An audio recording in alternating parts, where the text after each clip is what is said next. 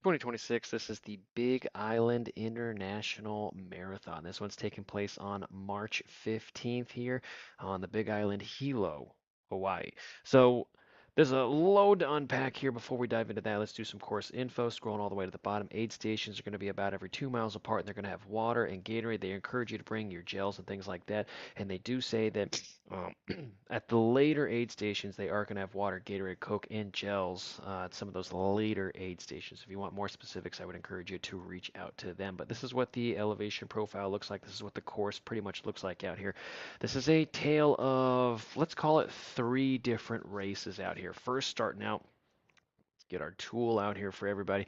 So the first little section out here is going to extend to about this portion out here right after the 10-mile mark. Section number 2 is going to last until right before 15 miles. Then the section number 3 is going to be that last little section out there. So what do we mean by that? So let's dive into our first big section out here. This section out here is going to last about 10 miles. It's going to carry about 670 feet of elevation gain with a max grade of 7.3. Um, and an average grade of 0.2%. So it's important that we keep an eye on that out here. With that, we do have 490 feet of elevation loss, but there's a couple of hidden things that you need to know. So first off, first couple of miles are pretty straightforward out here. The big thing that's going to be in everybody's mind is the temperature and also the humidity. So make sure you are planning ahead if you plan to travel to this race out here. The humidity is it's the killer of the race out here. A lot of athletes go here very fit, and I mean you're going to have 900 feet of elevation gain to kind of conquer out here, and it's very unique. But a lot of athletes hit the wall out here, and it's not because they're unfit or not prepared. It's because of the humidity that gets them. And you know when you are in a humid environment, that sweat evaporation is poor, so you're going to have to rely on your heat acclimation. You're going to have to rely on fueling and your self cooling and your core temperature. So all of those things kind of compound and magnify in a heat scenario out there. So next big thing is the wind. We're going to have a bunch of sections that are kind of isolated from the wind. That's a good and also a bad thing, as we kind of just mentioned out here. If it's just super hot, super humid out there with no wind, you're going to have to probably limit those paces that you would love to run out there just because you're not going to be able to do that if you want to put the hammer down in some of these shaded or not shaded, secluded areas. You're going to pay the price later on. So be very, very careful with that. Now, on this course, there's no real like specific climb that I would highlight and say that's the one you need to worry about aside from heading up to the turnaround. That's a super popular one out there. And then climbing back out, probably from mile 9 to mile 9.3, 9.4. Aside from those two, right, there's steady inclines, there's kind of rollers and things like that. There's kind of frustrating terrain out here that limits your ability to keep your pace pushing, right? So you got to watch the mistakes in this section out here. First 10 miles, they're going to be really, really, really critical in this race. You don't really have to worry about bunching up or running zigzagging aside from the first half mile, maybe mile out there. But it's a pretty spread out race. You don't really have to worry about that. All right, so first 4 miles, first 5 miles, things like that, you don't really want to put the hammer down. You want to run pretty conservatively out there. If it's a great day out there, you might want to ignore that. This is a little asterisk out here. If it's going to be a humid day, a really humid day, or a toasty day out there, watch out. If it's going to be, the elements are going crazy out there. I mean, this is Hilo. It probably will rain at some point, if not the whole thing. So that is going to all affect how you attack this race out here. So after you hit this section out here, I mean, again, as we're rolling up here, nothing super crazy in terms of elevation just yet. It's steady risers. Everything's pretty much under that 2% grade. Once you hit about 4%, it does change a little bit. This is going to be where you're going to experience the first real major climb out here. We are having a couple of mid 3%ers out here. But for the most part, this is a steady climb or a steady incline rather that it just continues and continues and continues onward. It's going to be like running on a treadmill essentially with that. Because of that, it's going to be very, very frustrating and you're going to want to push the pace or the power faster or higher than you would want or need to do. Be careful. This is a huge trap on race day. The big thing that you need to do is fuel, fuel, fuel, fuel. Watch your pacing. If you are planning to kind of fuel with some gels or anything like that, carrying it with you, this is going to be a prime opportunity to kind of use that.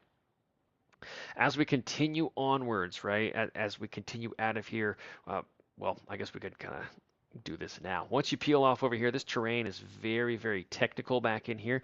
If you go to their main page, you can see there's a video up there. You can see a great little visual of that. I highly suggest that you go check that out. It gives you a good representation of what you're going to be running and conquering. Now, if we are to highlight just this section out here, we do have about 420 feet of elevation loss that will add up. The big section out here, section number 2 that we're going to talk about, is the way back down. I highlighted a little further beyond because we do have to kind of climb out over there, and that is another frustrating part, right? Everyone's going to want to, once they get through this little technical bit up here, everyone's going to want and think that it's just a downhill drag straight back to where you started. You do still have to climb up here, so it's not total happy days until you get up on the highway. And even still, you do have your work cut out for you back through here. So, like we talked about in this section, 4.5 miles, 88 feet of gain, 275 feet of loss. Section number 2 through here, this is the point where everyone, again, has another opportunity to kind of derail their race. In this point right here, fatigue isn't probably super apparent yet, so that's another trap everyone wants to push through here, and you usually get to the bottom of this section cooked or feeling really good. All right, you want to arrive here, the latter.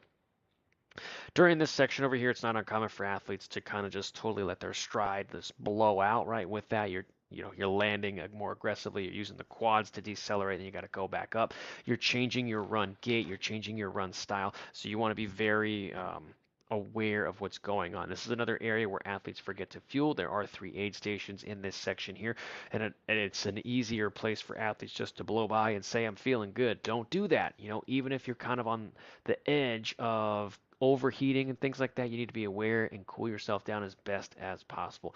Running mechanics are going to be huge here. Huge, huge, huge, huge, huge. You're probably going to see some people scattered out here and there. You will have little carrots. You will be able to see in front of you who's in front of you and how they're feeling, how they're looking, and you can kind of gauge your effort and say, all right, I'm going to try to bridge up to that person, or I'm just going to keep them in my sights, right? Because the last big section out here, this is let's get rid of this section. The last big section out here, this is our third section. I would label this as kind of like a heat management section, right? If you arrive past, I believe it's called the Singing Bridge, right? If you arrive past there feeling good, feeling comfortable, right? This heat management problem isn't super crazy. You are going to have winds all over the place here, hopefully, that will cool you down slightly, but still, right? This is a heat management problem for sure. If you arrive at this point just totally gassed, totally overcooked, it's going to be very, very tough for you for these last 11-ish miles out here. So for this, we only have 125 feet of gain, about the same as lost. Max grade is 1.6%. Doesn't really last a whole lot of distance, so you don't really have to worry about that. The biggest thing you have to worry about is what you did before this section here. In this section, you have like 4.5, 5, maybe 6 if I mislabeled an aid station chances to cool yourself off and fuel up. So there's another aspect to these aid stations here, cooling yourself off while also getting the nutrition, calories, everything that you need on top of that, right? And honestly, that should probably start on some of these downhill aid stations as well, if I'm being honest with you. So be very careful there. This is, if you are feeling good, this is going to be the opportunity where you can catch a lot of people. This is 11.5 miles. It's no throwaway section. You will see this and hear this section as downplayed, but this is where the race is won and lost, in this section right here. Keep in mind that everyone's pretty much uncomfortable by the time you get to this point. It's going to feel longer than you want it to feel here. These 2 turnarounds are going to feel super, super far away. And the main thing you want to do is hold your pace out here. If you can do that, you'll find yourself catching a bunch of people out here.